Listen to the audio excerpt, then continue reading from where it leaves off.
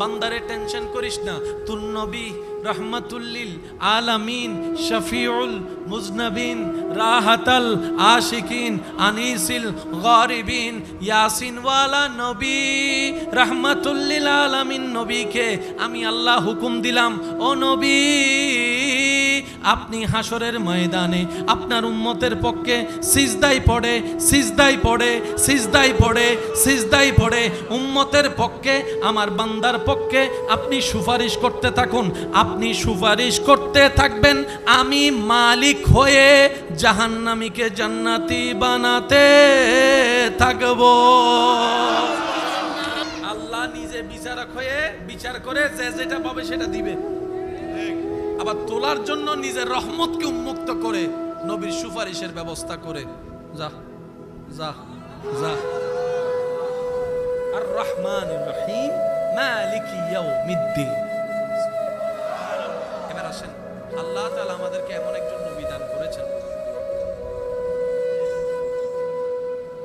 যে নবীকে আল্লাহ এমন সম্মান দান করেছেন, যার কদম থাকতো জমিনে, হাতটা বাড়াই দিলে হাত চলে যেত জান্নাতের বাগানে। এমন ভাবে সুবহানাল্লাহ বলুন যেভাবে শুনলে মনে হবে নবী রহমাতুল্লিল আলামিনের উম্মতরা বসে আছে। বলেন সুবহানাল্লাহ। আল্লাহ তাআলা আমাদেরকে এমন একজন নবী দান করেছেন, আমি নবীর উম্মতদের একটু মনোযোগ চাচ্ছি, যার শরীরের ঘাম মুবারক অনেক সাহাবারা আতর হিসেবে ব্যবহার করতেন। আল্লাহ আমাদেরকে এমন একজন নবী দান করেছেন, যেই নবীর সৌন্দর্যের এমন উচ্চতা, আসমানের চাঁদ পর্যন্ত মুগ্ধ হয়ে নবীর চেহারার দিকে তাকায় থাকতেন। আর একটু জোরে। আল্লাহ আমাদেরকে এমন একজন নবী দান করেছেন, যেই নবীর উম্মত হওয়ার স্বপ্ন অন্য নবীরা দরখাস্ত হিসেবে পেশ করেছেন। এমন একজন নবী দান করেছেন, যিনি হাসরের ময়দানে সর্বপ্রথম আল্লাহর হুকুমে যিনি কথা বলবেন, তিনি আপনার আমার নবী রহমাতুল্লিল। হাসরের দিন কিভাবে বুঝাই আপনাদেরকে ভাইয়েরা, আপনার জন্য এমন ভাবে আর কেউ কাঁদে নাই যেভাবে আপনার নবী কেঁদেছে। আমরা আছি না বিভিন্ন সেলিব্রিটির ভক্ত আছি না, ফুটবলার, ক্রিকেটার, নায়ক নায়িকা, কত কিছুর ভক্ত আছি না।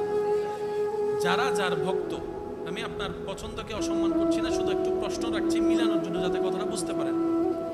যারা যার ভক্ত আছেন, আপনি ওনার জন্য ডাই হার্ট ফ্যান, মানলাম। উনি আসলে 10,000 টিকিট দিয়ে আপনি যাবেন, দরকারের দাঁড় কর্য করে হন অথবা মোবাইল বিক্রি করে হন, আপনি যাবেন। উনি আপনাকে চিনে? আপনার মরণ খবর শুনলে উনি আসবে? আপনি 2 বেলা উপবাস থাকলে আপনাকে ঘরে ভাত দিবে? ওনাকে যদি কোনো রকম খবর পৌঁছানো হয়, উনি কি বলবে জানেন? এরকম বক্তা আমার কোটি কোটি আছে, কয়জনের খবর রাখবো? ঠিক না? এটা বাস্তবতা। কিন্তু আপনার নবী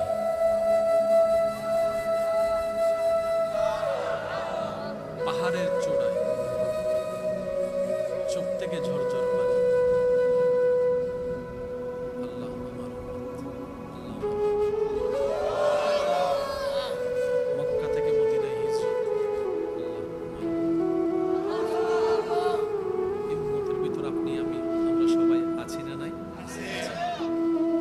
এমনকি যেই দিন আল্লাহ তাআলার দিদারে চলে যাবেন, দুনিয়ার থেকে বিদায় জানা সকলেরই শুধু স্মরণ করিয়ে দেওয়ার নিমিত্তে বলা।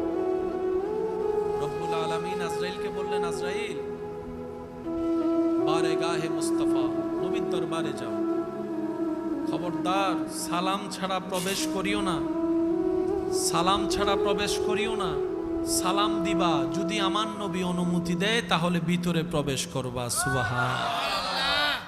সেই দিন নবী রাহমাতুল্লিল আলামিন বলেছিলেন, ও জিব্রাইল, আমার যেতে আপত্তি নেই, কিন্তু আল্লাহ তো আমাকে উম্মতের অভিভাবক বানিয়েছেন, উম্মতের অভিভাবক বানিয়েছেন।